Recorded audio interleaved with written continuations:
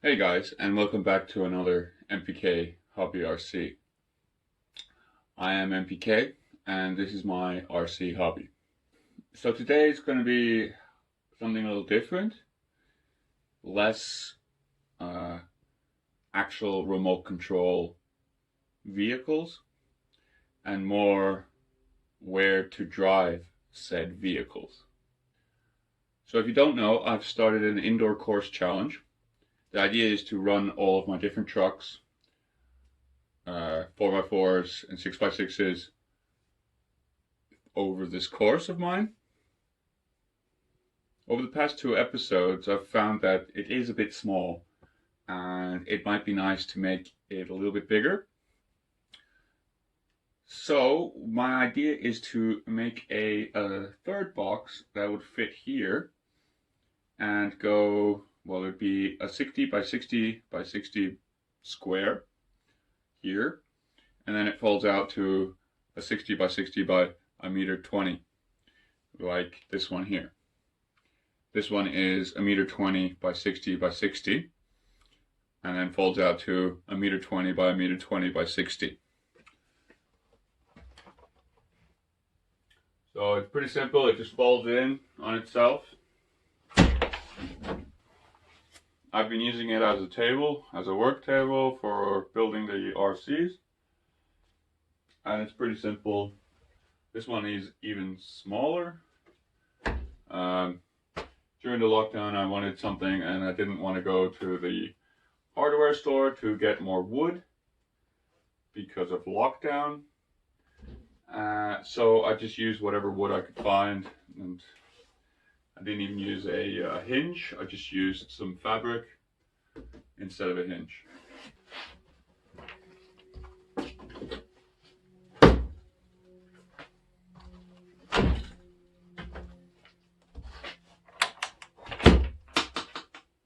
So the first step is just to make a simple cube. So in the hardware store you can buy pre-cut wood. This is pre-cut to 60 by 60. It's quite thin, so I'm probably gonna reinforce each side, each side with some thicker wood. Glue it all up, and then I'll talk to you about the next step.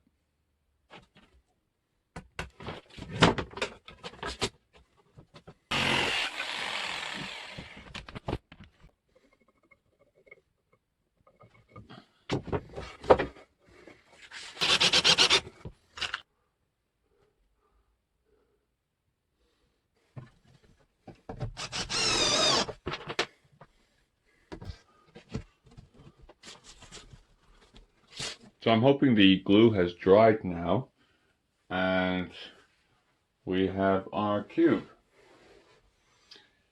It's not very pretty looking, but it doesn't have to be. It just needs to be a cube or a rectangle, however big you want to make it. So obviously it can be taller, it can be longer, it can be wider. It's completely up to you. Just keep in mind that when it's folded out, it'll be double the size. So, yeah. The next step is to figure out where the middle is so we can put on the hinge. Obviously 60 centimeters, so 30 centimeters. Pretty easy.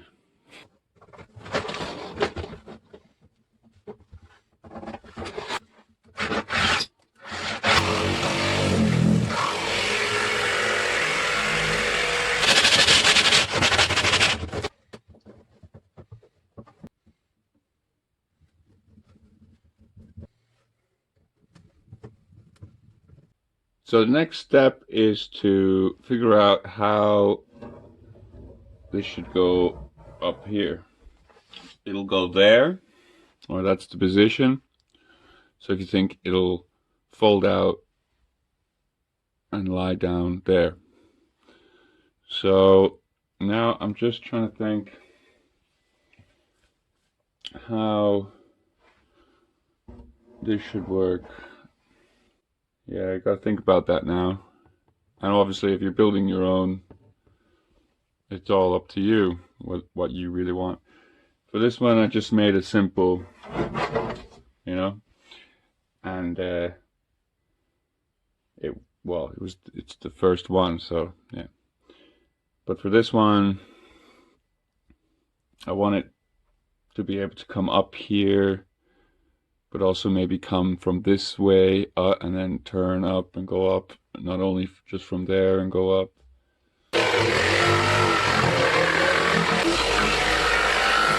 So now we have a box that opens.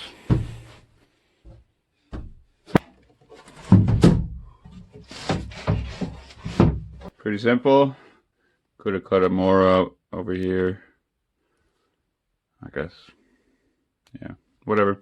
Still quite a nice little hill. Maybe I could make 2 runs, one going up, one going down.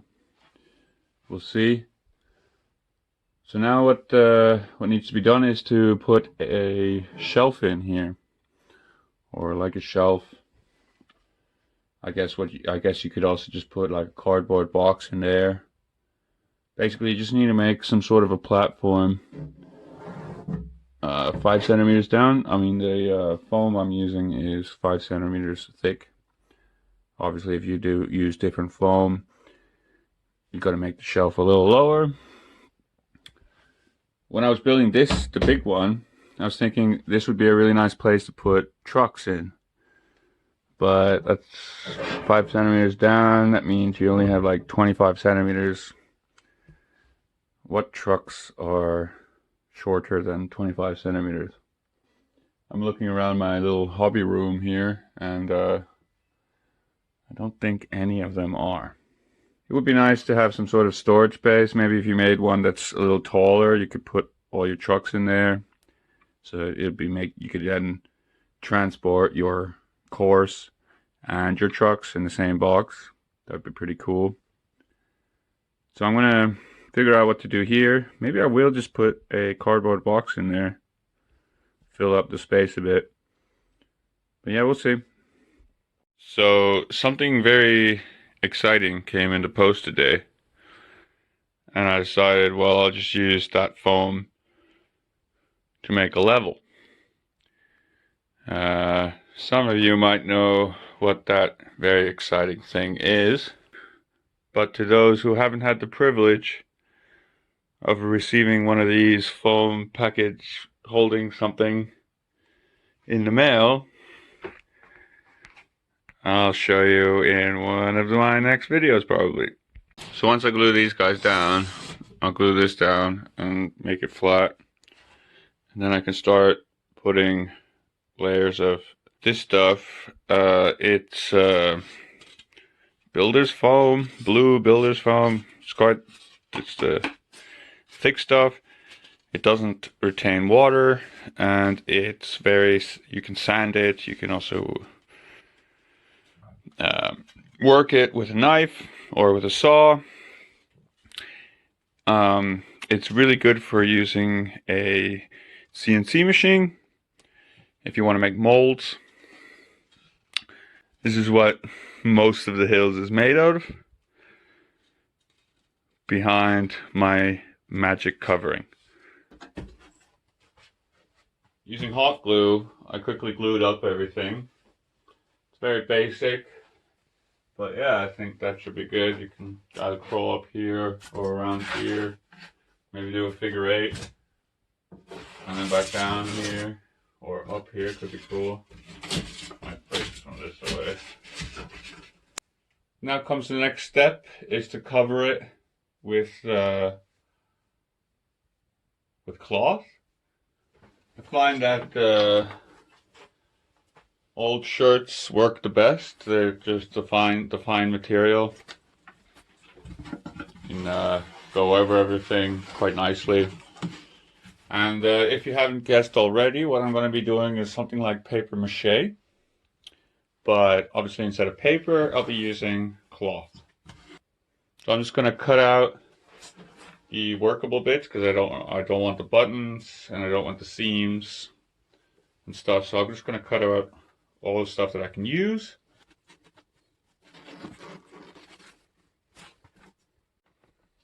So that's pretty good. I was able to cover most of it with just 2 shirts, 2 old shirts. Now comes for the magic potion. So to make this potion, you're just going to need normal flour, salt, and some water. Mix it all up, and then spread it all over. This guy, it basically it makes glue. But I found that if you use a lot of salt, it sort of like crystallizes and then becomes like a rock. So that's what I put over my courses. And I'll show you. You need more salt than you need flour. But first, just to get the material stuck onto everything, I'm just going to do a watery mixture. Lie everybody on top. And then obviously you have to let that dry until, and once that's dry, you can go over again with the same solution, but with paint as well. And I'll give you the texture that you see in the back there.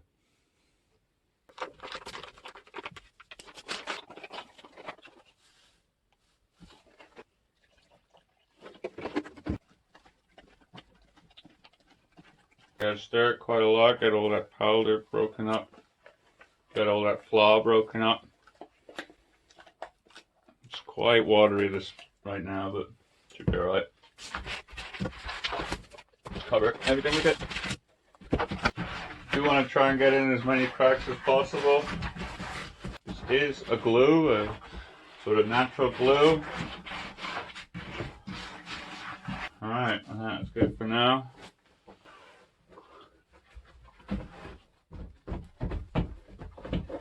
And then you want to try and push it into all the nooks and crannies.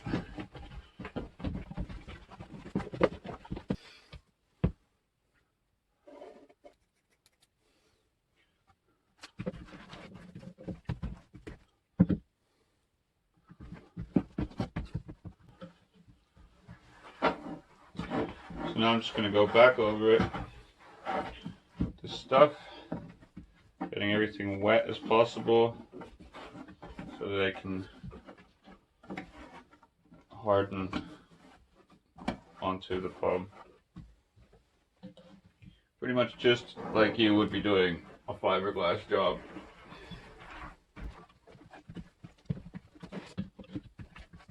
Make some more quickly. But yeah, stuff takes ages to dry, so there's no rush really. 40% flour. Whoa. Yeah, I think I put too much flour in there.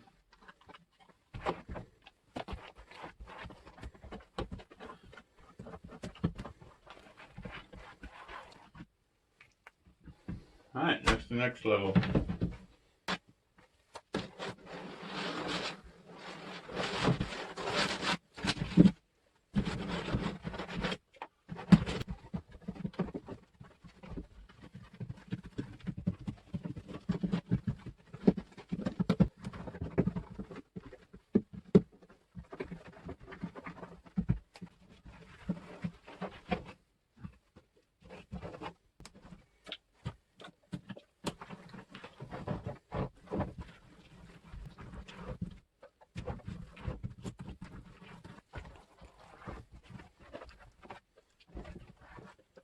So I think that's the first coat done.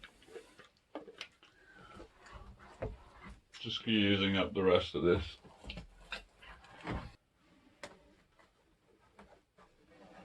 Alright, so I'm just going to let that dry now. Dirty hands. But yeah, hopefully when that's dry you can see what I mean about the crystallizing of the salt. So perhaps you can see those crystals. That's the crystallized salt. It's been sitting out right in front of the sun for about 24 hours now. It's still not 100% dry, but I think it's good enough for the next coat. Mistake I did was I used this white spongy stuff instead of blue builder's foam to do a couple of layers here underneath there and these ones here. I'm hoping I can just, because here this bit's quite solid now, so I'm hoping that I can just cover this over with a little bit more material and that'll solidify and it won't be so spongy anymore. But this stuff's hard as rock almost.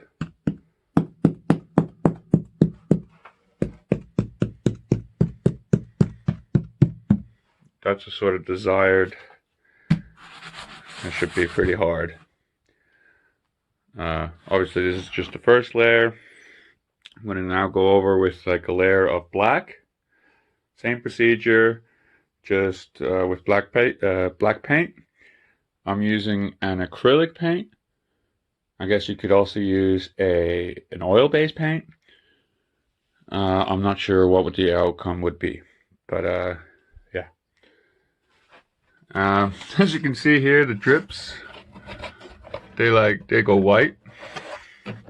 You know, if you don't add any paint, and that's pretty hard.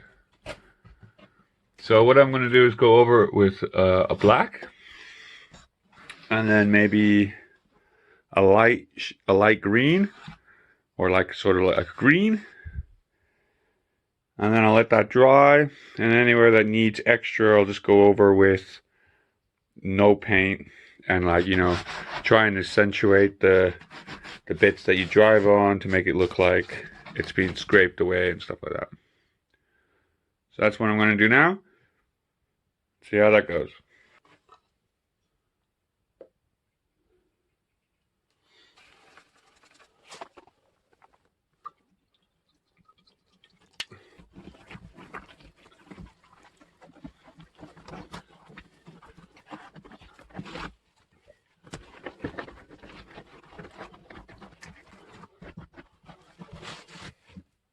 The top level is much better done. Obviously I took more time on this level.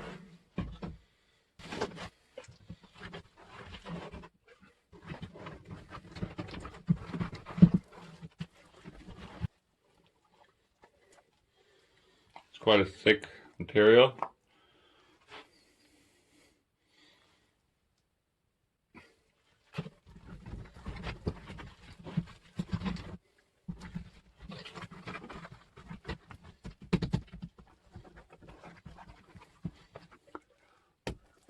Dries first. So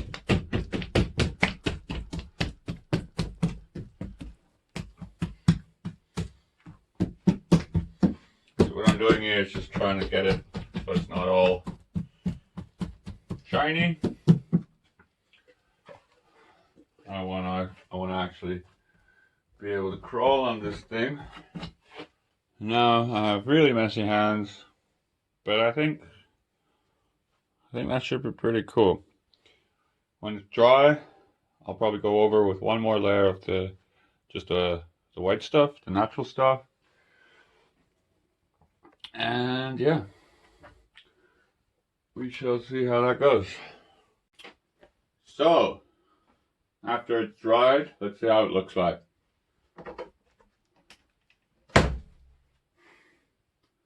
Not too bad. Obviously there's a few bits that I could go over, like here and down here, where you can still see the shirt pattern coming through. But after, it's been about 3 days and it's still not completely dry. There's still a few bits that are still quite, well, I wouldn't say damp, but not completely hardened yet. These bits that I thought I did with the spongy foam are still a bit spongy, but still quite hard. So I'm thinking that should be all right. I mean, once it hardens, all of this hardens and around here hardens, I'm hoping that it'll be harder and better. Up here is really good. That's pretty much perfect. Here I had a little bit of a problem. The screw came off because I was using such small screws. So I just put a bigger screw in there, and well, if I had an angle grinder here, I'd probably grind this screw down, but I just put some tape over it and painted over it. So I think a test run is in order. Let's see how the first run goes. So because you've seen the Trail Walker in action already, I thought I would use this guy to show you how he does going up here. Full disclaimer, I haven't driven up this thing before, so we'll see how it goes.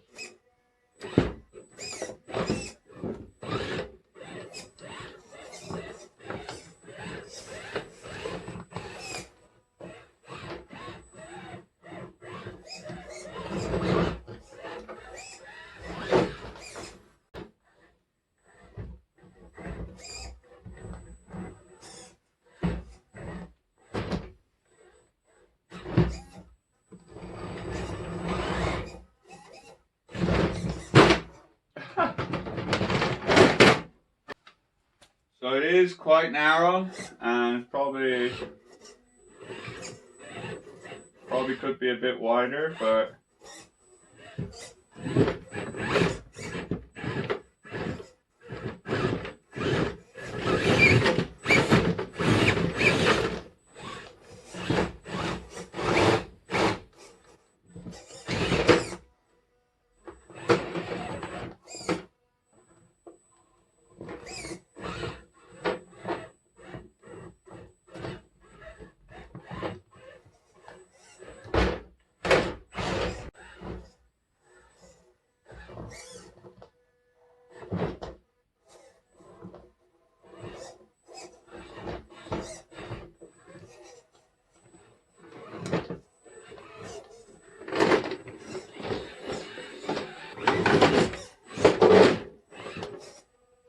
so the squishy bit, let's see how that compares up.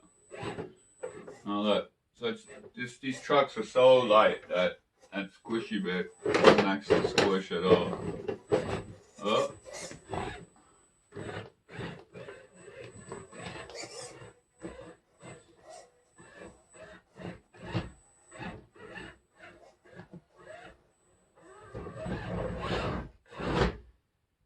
So that seems to be a success.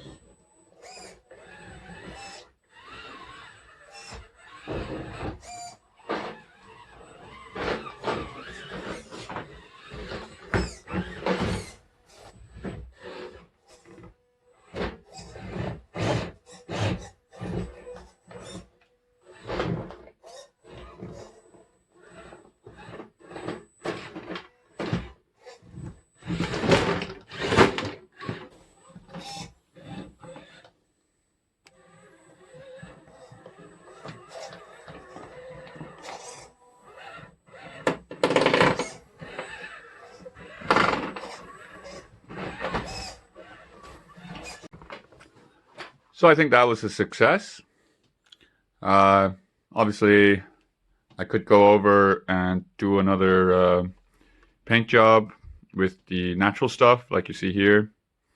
And I'll just give it more of like a rocky feeling with maybe some moss or grass underneath. But I think that's good for now. This project has gone a little bit longer than I had wished.